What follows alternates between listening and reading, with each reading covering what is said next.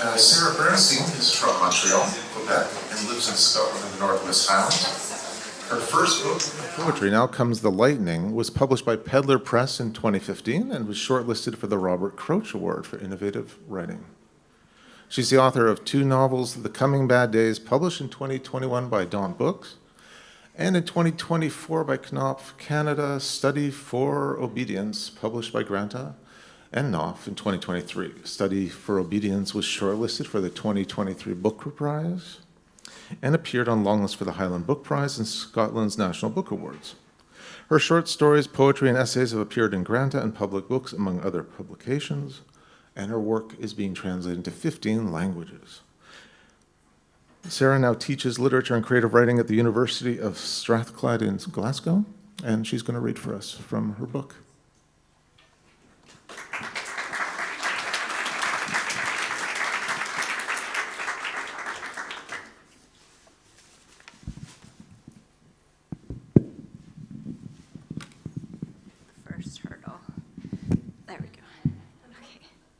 Can you hear me okay? Yeah? Okay.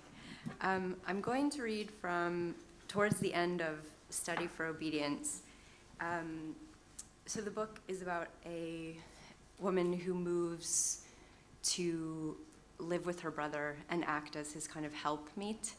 And at this part in the novel, she comes to discover that her brother, or she thinks anyway, that he's not well.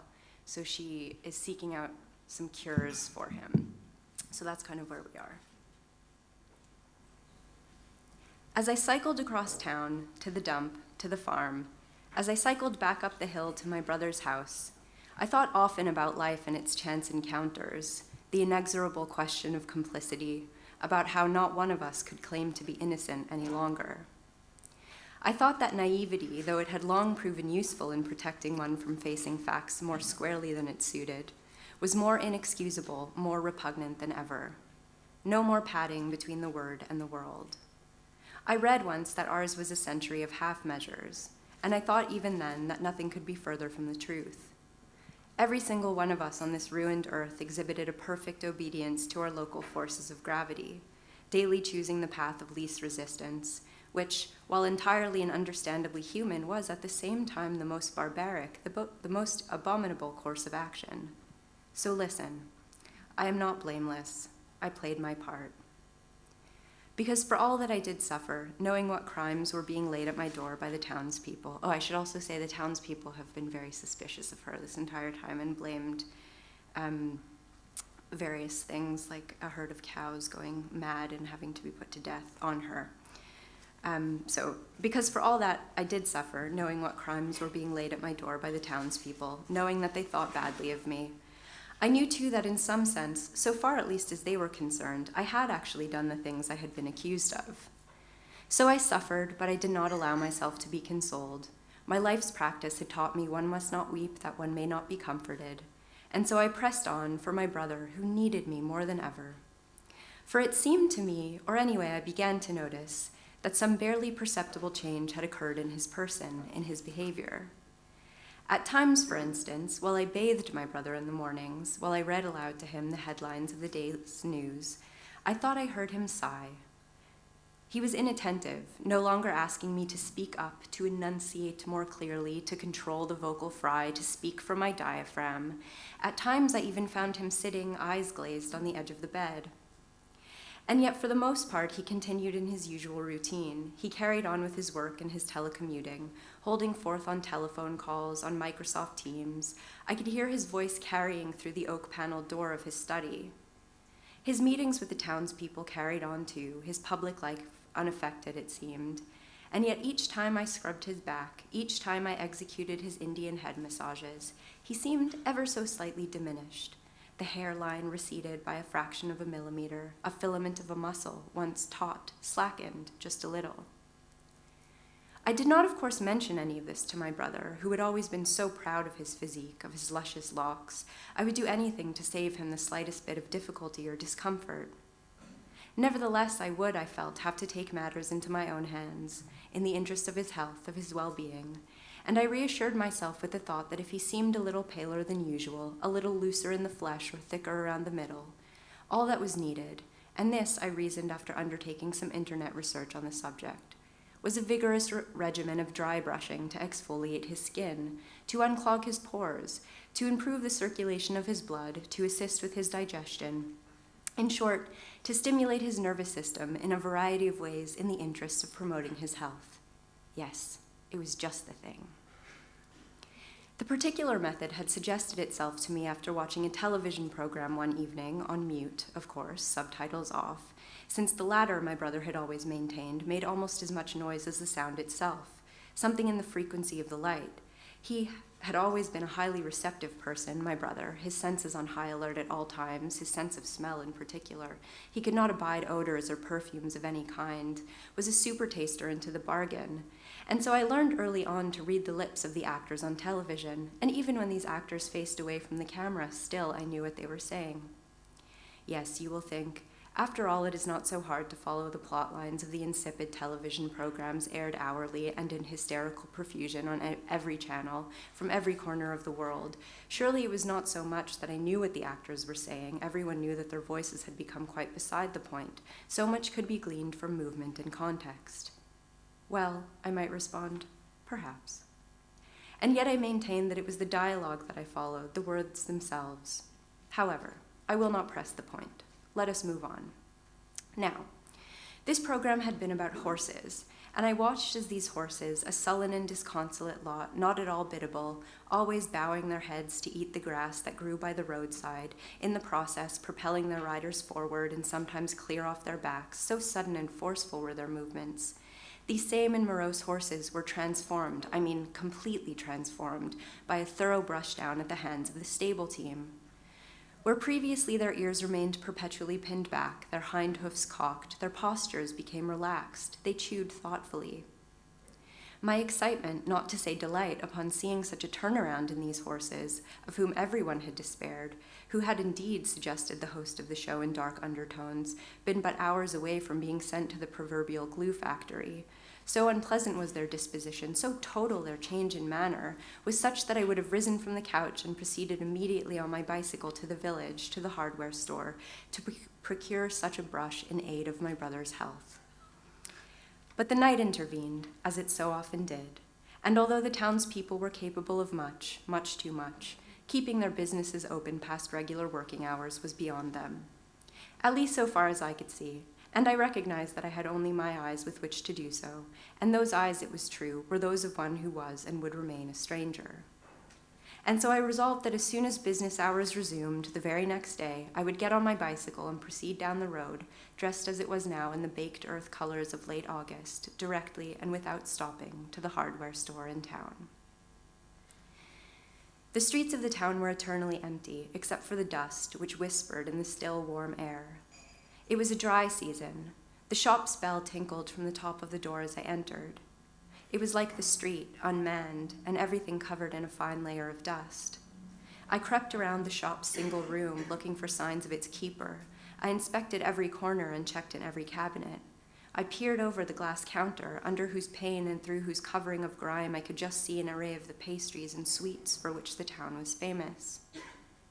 Behind the counter crouched a man I assumed to be the proprietor, who seemed to be practicing some manner of defensive maneuver. He looked up at me.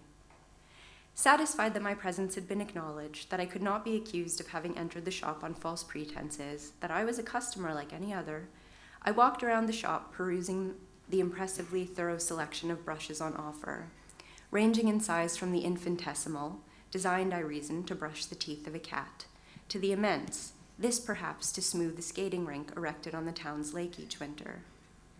Somewhere in the middle of these two, for the tools were arranged by size, I found three brushes roughly adequate to the dimensions of my brother, that could provide coverage and relief to his longest flank as well as to his littlest fingers. I brought these to the counter, behind which the shopkeeper was now lying in a recovery position with his eyes closed. I waited. The shopkeeper remained immobile. I coughed. Same result. He looked very peaceful lying there, the shopkeeper. Sleep or coma, or perhaps death had smoothed away the signs of age and anger from his face, leaving him with the appearance of a much younger man, a child, even a baby. Yes, after all, there was something decidedly cherubic about the fellow, a quality he had not had while conscious, but which he now possessed in spades. After a time, I drew some of the local currency out of the pocket of my jacket and placed it silently, not wanting to disturb his rest, on the counter. I reached over and beneath the glass top of the counter and removed what, on eating, proved to be an apple strudel. I licked each of my fingers in turn and set off back to my brother's house, pedaling swiftly. I felt strong and purposeful. My brother did not readily consent to the proposed regimen of dry brushing.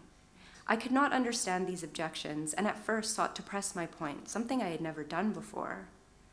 After a standoff of several days, during which time he did not allow me to draw his bath, read to him, light the fire, cook any meals, do any serving, clearing, or airing out, I reconsidered my approach. My brother, I felt, was trying to communicate something to me in this matter, though I could not be sure of the specifics of his message. I resolved to try to listen to him carefully at the first favorable opportunity, not for the conventional meaning of what his words conveyed, but for the deeper and simpler truth he was no doubt working to express.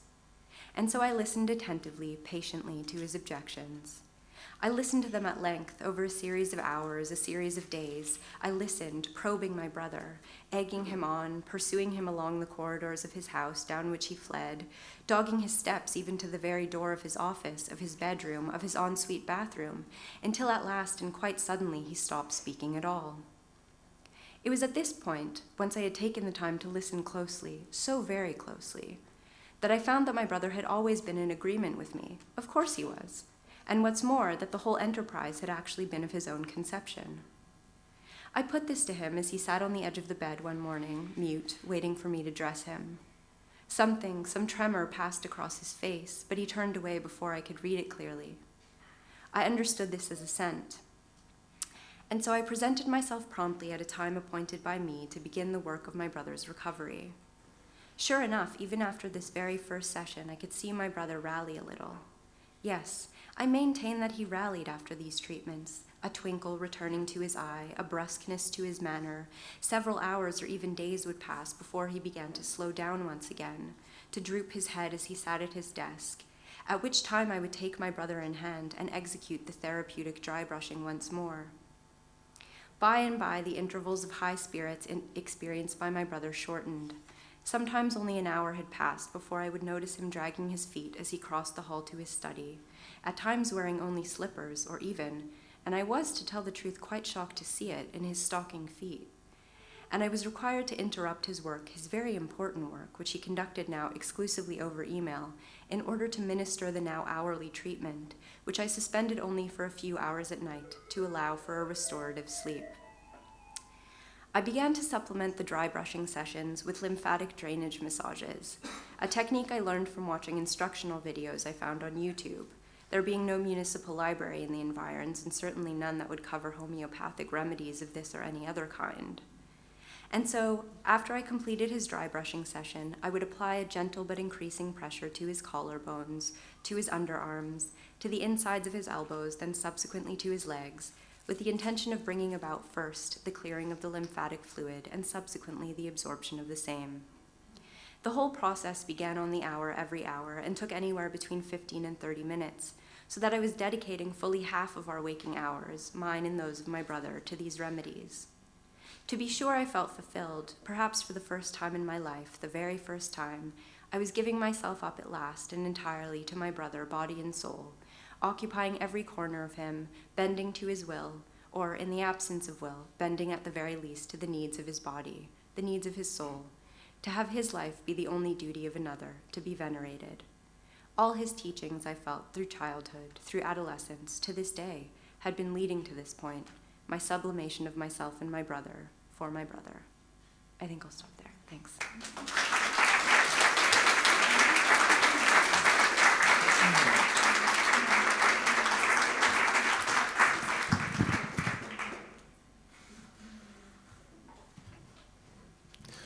Thank you, Sarah. So it's a beautiful passage, and Thanks for setting it up, too.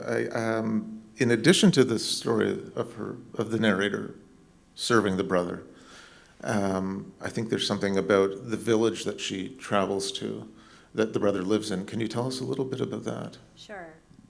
So the place that her brother lives in is in a remote northern country, we're told, which happens to be the country of their family's ancestors who were exiled from the place. So they have grown up elsewhere, but he has returned to the place. And she senses a kind of great hostility from the townspeople when she arrives. Her brother has completely assimilated himself into the local language and the local community, but she has found herself unable to do so.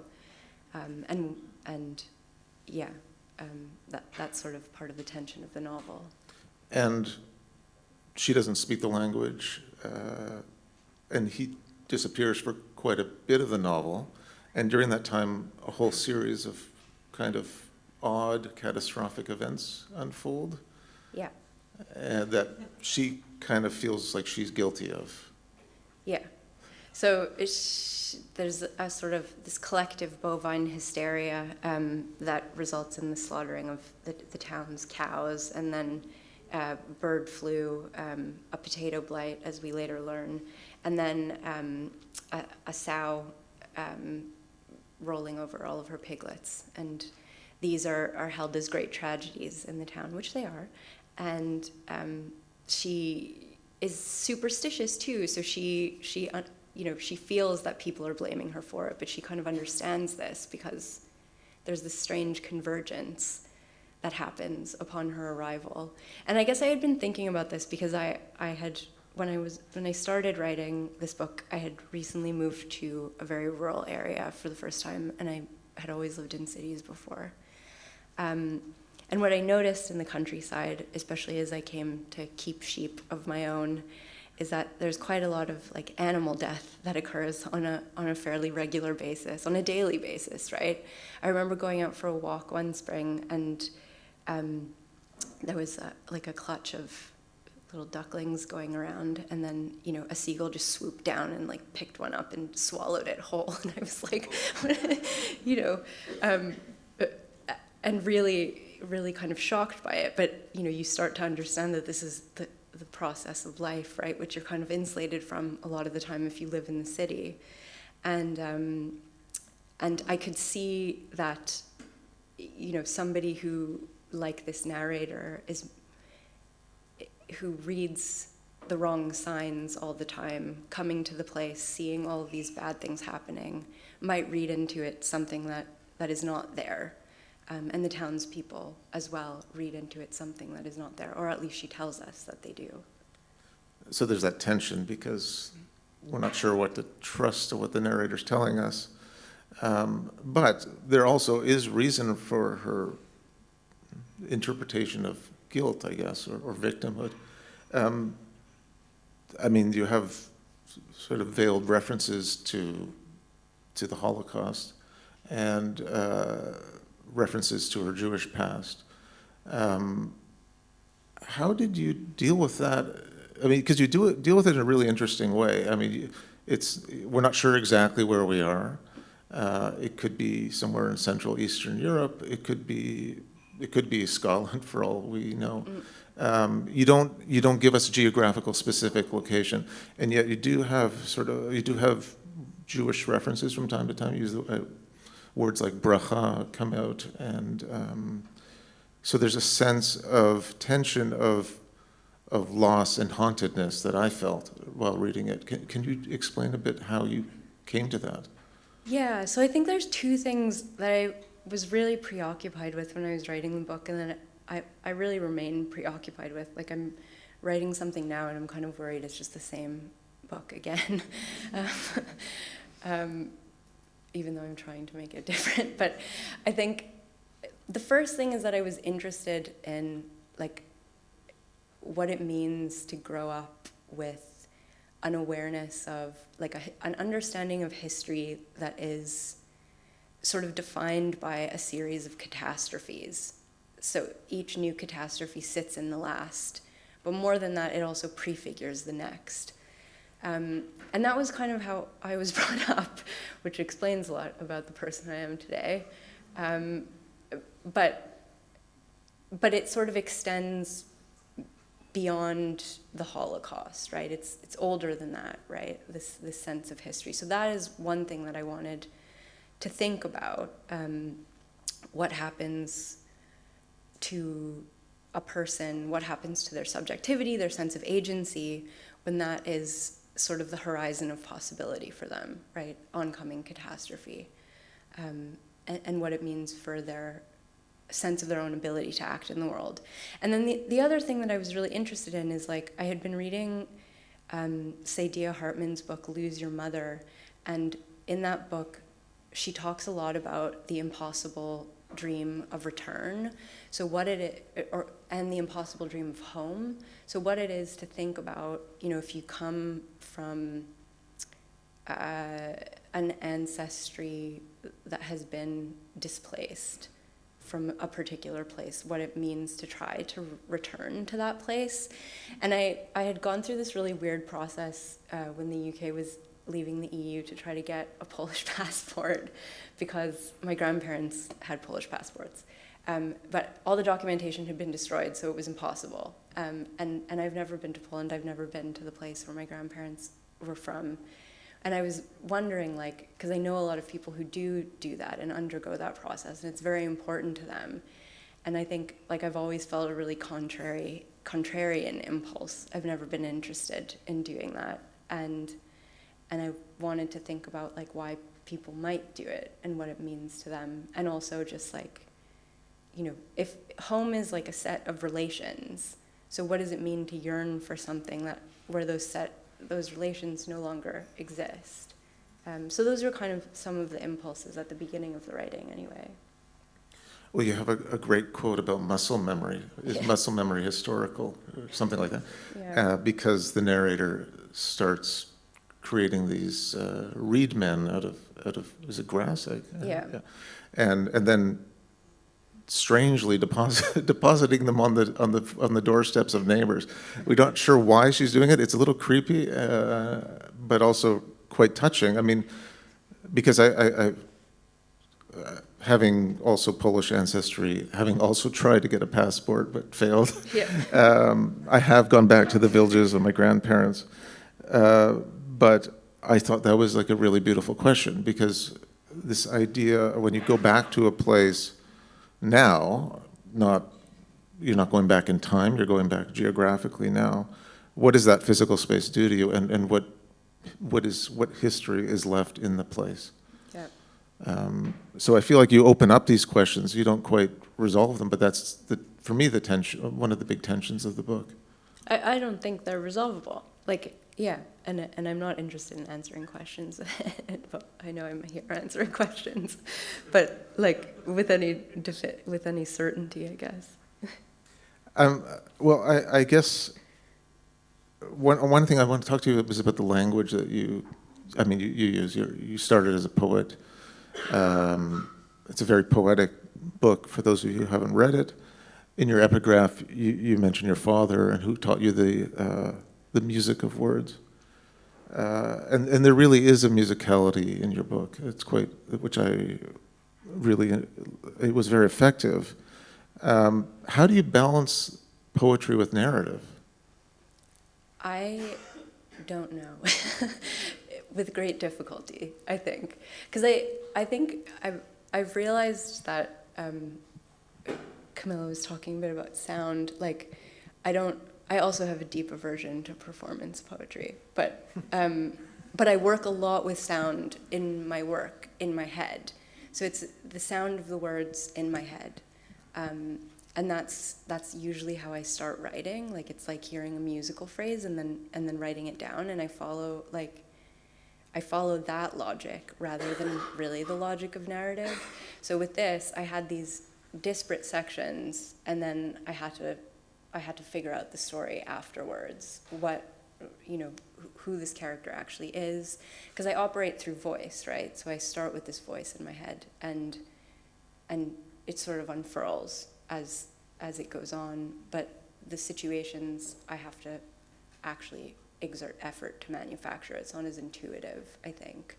Whereas like atmosphere and voice, that is a very intuitive process for me. It's like almost, it's very embodied in that sense. Like I work from the body, I think. And is the story something that makes you like want to pull your hair out, or is it something you enjoy? I mean, I like storytelling. I think it is coming from a different part of my brain. So it's almost like working with these two different things that have to meet halfway. And I think often my editors are very frustrated with me because there's, they sort of point out like, well, you know, this is a little bit hermetic. Could you kind of make something happen here? Which I do find frustrating sometimes. I thought that some of the incidents that happened, I mean, so there's the madness of the cows. There's a lamb and its ewe found on a fence, dead on a fence. Based on a true story. Oh, yeah? Yeah. Well, can you tell us about that? My auntie-in-law told me this story on a walk, and I immediately went home and wrote it down. It was grotesque. I apologize. It's sad. If anyone is very sensitive about animal things, don't listen to this. That she had found a ewe. It was lambing season. It wasn't one of our ewes. Somebody's ewe out on the hill who had gotten caught in the sheep and then had got in a fence and went into labor and needed help. And it didn't end well for the sheep or the lamb, sadly. Sorry. I mean, they're haunted. I mean, there's Bert the dog and a phantom pregnancy, and a journey that the narrator takes to the local diner, which I found really interesting, where she interprets the actions of the people there as hostile. A mother turns her child away from the narrator. What is it doing to? I guess what I'm trying to understand is what does it do to her? What is it doing to her consciousness? What is it doing to her sense of self? It seems tied to this notion of victimhood and a history of victimhood. And I guess what I'm also trying to get at is, do you feel like there's an escape from that for this person? I don't know if there's an escape from it from her. I think there's a sense in which like she's acceding to the logic of history, right? Which is not something any of us should do. And so the relations between herself and the townspeople as she understands them are kind of set as far as she's concerned. They have this historical guilt, but her return to the place to remind them of that historical guilt, which is not their personal guilt, right, is somehow worse, right, because she's bringing up all of these feelings. And she's not used to being a disruptor. She's used to being a smoother. And she finds herself in a position where her attempts at smoothing are only disruptive. I mean, towards the end of the novel, she comes to some kind of understanding. Whether that could be called happiness, I don't know. Maybe not. But yeah, she is trying to move away from being caught in the web of history, I guess. What were you taught when you were younger, as a child or teenager, about the place you came from, your grandparents came from? Nothing good. Really nothing good. But I've been thinking a lot about like Holocaust education for really young children. Like I remember it started very young and what that's for, right? Because there is a sense in which it's re-traumatizing rather than like remembering. It's more than remembering. And I was always really disturbed by it. And yeah, I mean, that's pretty much all we ever knew about the place that my grandparents came from. It was bad. I think what is interesting about going back today, I'm not telling you should go back, you could, but what is interesting about going back is to see the kind of life that was my experience when I went back, is to Poland and Ukraine. Was not just the sense of loss, but the sense of a present and a future that was not what I understood. Yeah. But you somehow capture that in the writing anyhow, so you don't need to go back. Okay, thank you. Yeah. I guess yeah, okay. Yeah. No, but it is a question, though, of cultural inheritance, right? And what you do with that, and whether you can break free of that, I guess. Yeah. I mean, I think the thing we're kind of dancing around here Yes. is Israel, right? Sure. And what I was not interested in doing in this book is thinking about Israel as a homeland in any sense for, this character. And I think what I had been thinking about at the time and increasingly has become more present and horrifying is like the way that Holocaust narratives have been used to, justify Israel's war on Gaza. And I find that very difficult. So I think I've been like, I think I wrote this book as a way to think through some of these things in a funny way. But I think I have come to understand what I was thinking about more as time has gone on.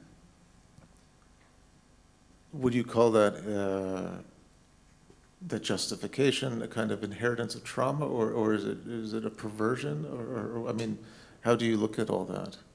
How do you mean? I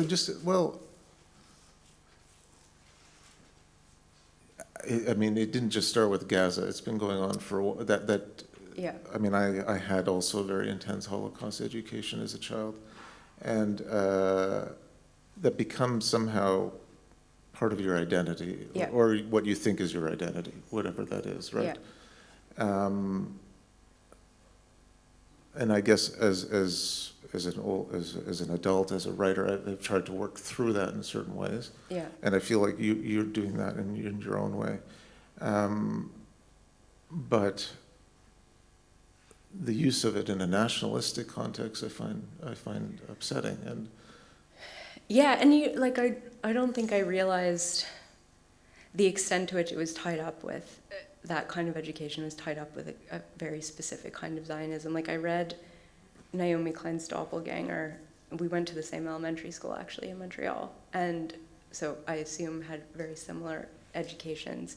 And in the final chapter, she talks about the function of Holocaust education as she experienced it, and that it was re-traumatizing rather than a remembering. So it's getting people to relive this experience rather than to understand it.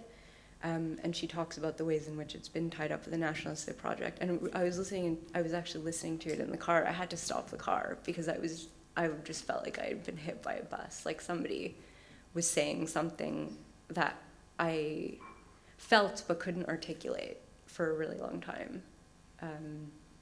Yeah. Sorry, this is a lot heavier than Camilla's.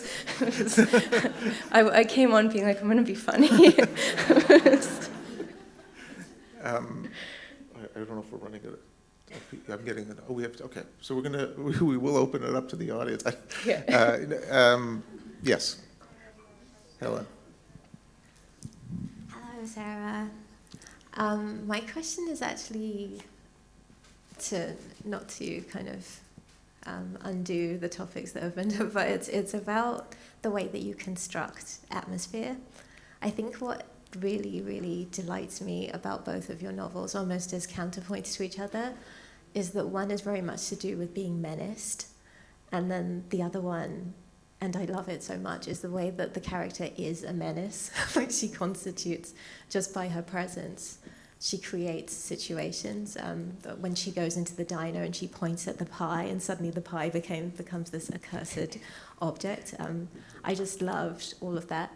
And it made me wonder what thread you follow to create that.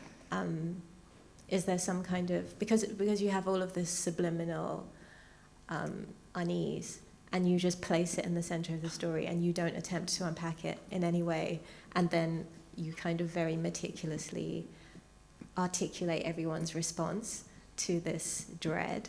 I wondered if you just follow the thread of what is wrong, and that's where you start, or or what's the starting point in creating a scene or a scenario for you?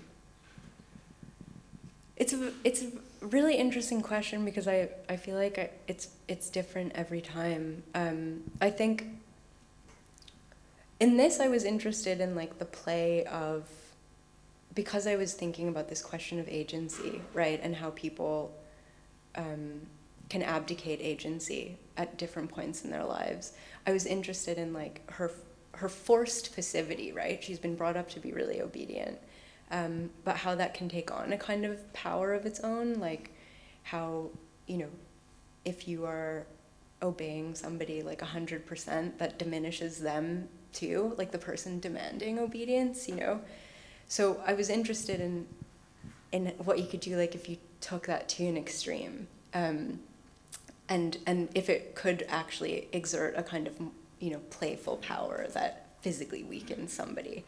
So I was interested in kind of looking at that. And also just like her pursuit of abjection, it's imposed, but it also becomes a pursuit. Like she looks for it, right? So she looks at these people and she's like, oh, they're not eating their eggs because they're scared that like I've poisoned the air and they don't want to eat around me. So there's a certain sense of paranoia too, but she's also sort of taking pleasure in that because she's becoming the thing that everybody thinks that she is. So I guess I was sort of following that thread a bit. Does that answer your question? It does.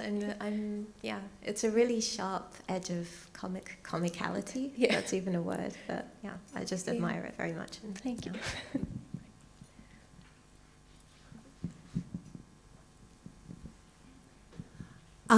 I kind of see you as like an inheritor of Shirley Jackson, and I was wondering if she was an influence on you, and if any other writers as well, especially from that era of kind of like, because you kind of evoke the same like uncanniness that she does. I love Shirley Jackson, yeah. And I was saying to Camilla and Helen yesterday that I've been reading Leonora Carrington on the plane here too. I had been reading a lot of Jackson, but it's interesting because I've only come to her like more recently. I read The Lottery many times, but I've only come to her novels more recently. And I am looking for an outlet. Like, I think it's because I've been increasingly looking for a more formal outlet for the weirdness, and a kind of container to hold that. And I'm trying to think more about structure, I guess. So I was like going through the sundial, just trying to figure out like scene by scene what she's doing and how and why things happen at particular moments. I don't know. I can't always figure it out because that is quite a wacky novel. But just thinking more about shape, I guess. Thanks.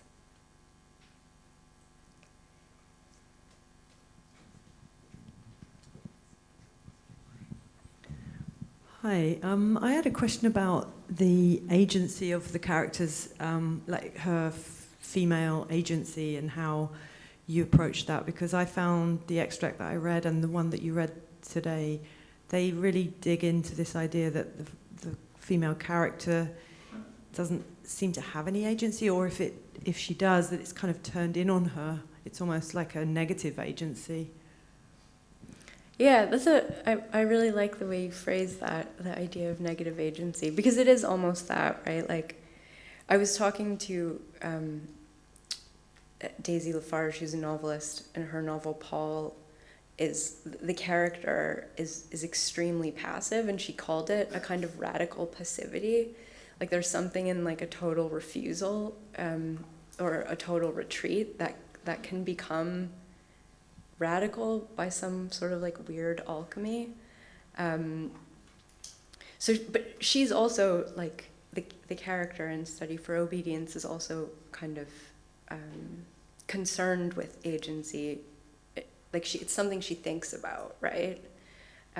Because she thinks about it in terms of like the job that she has as she's like a transcriber for a legal firm, and the legal firm is pursuing this environmental journalist who's uncovered, these great conspiracies to like, pollute waterways and stuff. And he's been put under house arrest and like disbarred and stuff. And she's like, well, I can continue doing my work if I can just balance my understanding, balance my sort of hearing on the fine point of understanding and not really listen. So she is worried about that, but she finds ways to justify it too. So I think she doesn't retreat from agency, but she's never thought of herself before as somebody who can act in the world. Thanks. Building on Lucy's question, I'm interested in whether the non-human animals in your story, do you see them as kind of an outgrowth of the rural setting that you're writing, or do they also have some aspect of negative agency? That's a very interesting question. I think, I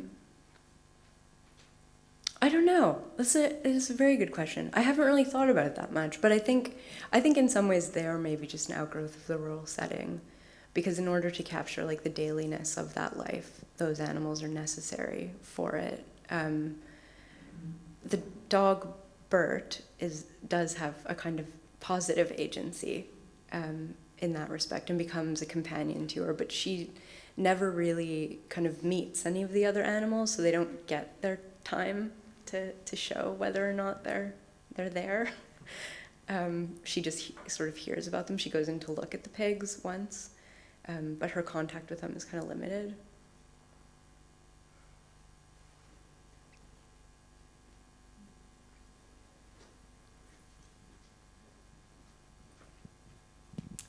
Thanks.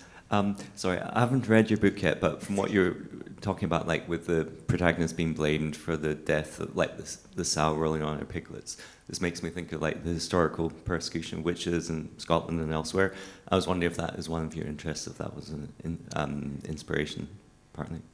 Yeah, I mean, I had been thinking about like how superstition can lead to persecution, and in many ways this character is just like a classic scapegoat, or she experiences herself as a scapegoat, and she talks about that. She talks about like, well, at least like I'm providing a service to these people because like they can put all of their crap on me, and like yeah, but also like there's stuff about in the last scene, she's like, they're blaming me for these pigs, but like they're just confused, because there's like a Jewish prohibition against pigs and they're confusing with the blood libel. It's all just a mistake, it wasn't really me. But sometimes, she's happy in the role of a scapegoat because it gives her life shape. And she's always looking externally to give her life shape and her consciousness shape. And the scapegoat is like a stock character, so it's useful. It's its narratives are available, like readily available to us.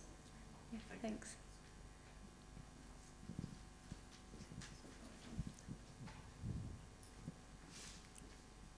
So as you were reading your excerpt, I was really struck by the totality of the brother, and like as this total authority, and then the narrator's like willing sublimation to that total authority, and that she, in that act of total sublimation, then like her ego is massively inflated.